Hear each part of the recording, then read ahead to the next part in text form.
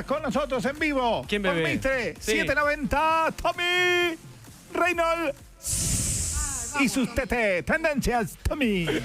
Gracias, chiquis. Bueno, gracias, Rolito. Gracias, chiquis. A ver, hoy vamos a hablar del misterioso naufragio del barco a vapor Helvetia. No sé si lo tienen. Yo estoy fascinado con esta historia, por eso lo traigo en el día de hoy.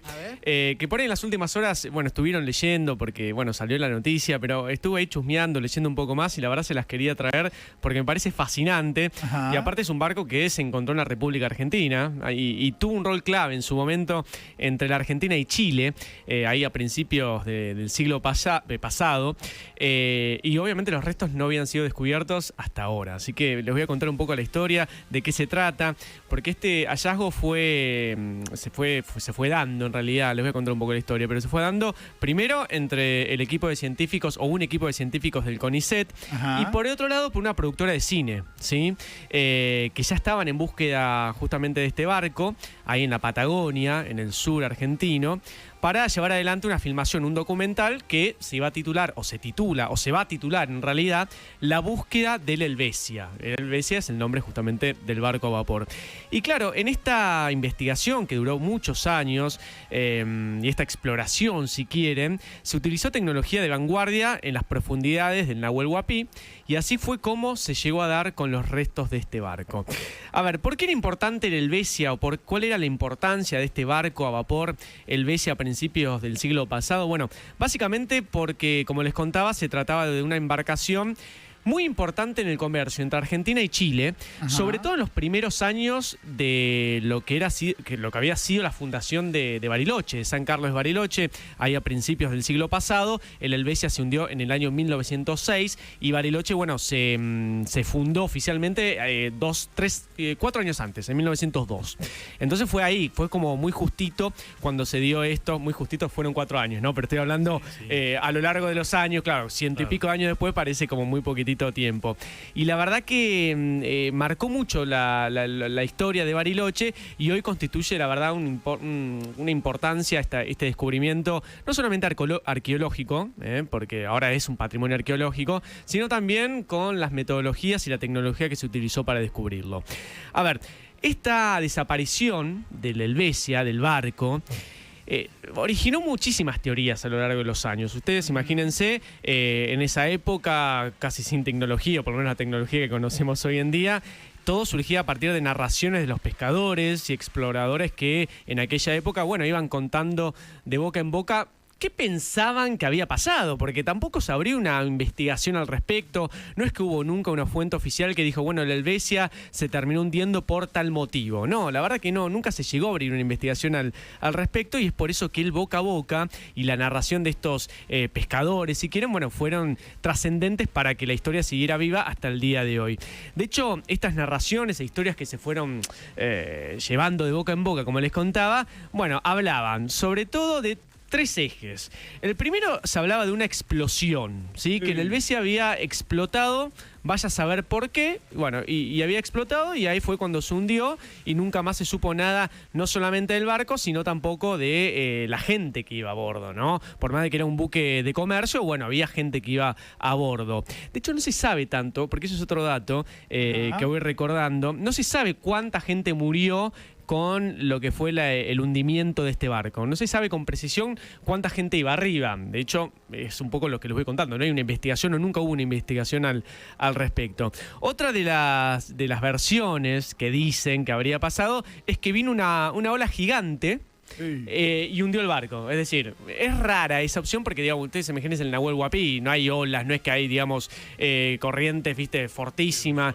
Claro, exactamente. Pero puede haber olas altas, ¿eh? Puede haber olas altas, pero digo, si estás hablando de un barco con el, digamos, grande como era el Helvetia, y que estaba acostumbrado a hacer esa ruta, es raro. Pero bueno, las versiones de los pescadores también hablaban de eso. Y la tercera, ¿de qué hablaba? De un grupo de piratas, de un sabotaje. Exactamente, que trataban de quedarse con la mercadería que se comerciaba entre Argentina y Chile, que los asaltaron a este barco, al Helvetia, y después lo destruyeron. Se llevaron la mercadería, o la mercancía si quieren, y después lo destruyeron y quedó hundido. Desde ya todas estas versiones no se sabe con precisión, no se sabe absolutamente qué fue lo que le pasó. Recién ahora arranca una investigación con el descubrimiento o el hallazgo de lo que eran los restos, ¿no? Porque ahora sí se va a empezar a investigar un poco más, casi 110 años después. No es la primera vez que se trata de dar con los restos de este barco, hay que decirlo. Se trató durante varios años de hacerlo sin éxito.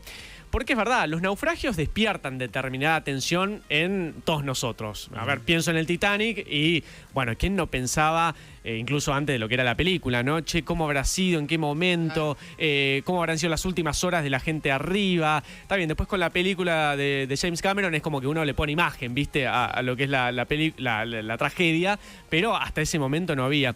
Y lo mismo pasó con, por ejemplo, el Doña Paz, este ferry filipino que había sido construido en Japón y que ahora, bueno, no ahora, yo digo ahora, pero mucho más cercano, en 1987 chocó con un petrolero y causó lo que fue el hundimiento de ambos barcos. Y es el siniestro, si quieren, marítimo más importante de la historia porque causó casi 4.500 personas muertas. Yo no lo tenía, la verdad, pero bueno, es como que uno es un poquito morboso a veces, ¿no? Y estos naufragios a veces nos despiertan la curiosidad de qué habrá pasado, o sobre todo cómo habrán sido las últimas horas de la gente ahí arriba del barco. Bueno, ahora sí se descubrió qué pasó, o por lo menos se descubrieron los restos finalmente. ¿Y quiénes fueron los responsables? Bueno, fueron, por un lado, este grupo de documentalistas de la productora, que la voy a mencionar, no es ni chivo ni nada, pero la verdad que hicieron un laburazo. Se llama Aquanauta Films, la productora, liderados por Nicolás Mazzola, que es, bueno, justamente este tipo. Acá? Sí, son acá argentinos, sí, desde ya. Aquanautas. Sí, son acá argentinos, que fue quien lideró la investigación, por lo menos por parte de la productora. Y claro, durante muchos años trataron de dar con los restos, no pudieron, y fue ahí cuando se acercaron al CONICET. Fueron a consultarle, porque obviamente ellos cuentan con un equipo de científicos mucho más preparados para poder dar con este tipo de hundimientos y de restos de barcos, y se apoyaron más, o buscaron más el apoyo teórico, ¿no? Ellos tenían más lo que eran las historias y dónde podía estar ubicado. Bueno, con el CONICET pudieron finalmente dar con este barco. El barco lo encontraron, bueno, hace poco, como les contaba, y lo que hicieron desde el CONICET fue aportar. ¿Dicen Sí. qué zona del lago está? No dicen. No. A ver, está buena la pregunta que me haces, Juan, porque en realidad. Bote a ver un barco a verlo. Bueno, claro, ¿cómo haces, no? Bueno, a ver, la historia lo que decía era que estaba en un punto específico del Nahuel Huapi, desde ya. Ahí fue primero estos documentalistas, si querés, la productora fue ahí con barcos, tecnología, no de avanzada, realmente, pero fueron con equipos propios, ¿no? Claro, empezaron a inspeccionar la zona, a rastrillar, si querés, la zona, y no encontraban nada. La zona en donde se decía que se había hundido. Entonces ahí entra el CONICET. ¿Por qué? Porque se dice que muchas veces las corrientes submarinas van moviendo los restos, Claro, ¿viste? claro. Entonces, Sí. claro, si se hunde, imagínate, aparte hace 115 años, se hundió en un punto, y lo más probable es que las corrientes submarinas lo hayan como empujado o, si querés, llevado hacia otro lugar. Sí, sí. Y ahí fue cuando entra justamente el CONICET, y con estas herramientas tecnológicas, desde una cámara robótica submarina, que la tienen que ver, métanse ahí en las redes, es espectacular. También con los mapas y toda la experiencia que tiene el CONICET, bueno, lograron dar con el barco finalmente.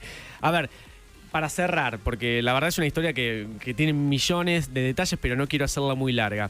Lo que dicen los especialistas, de hecho hay una ciencia, o el estudio científico de lagos y lagunas que yo desconocía, se llama la limnogeología.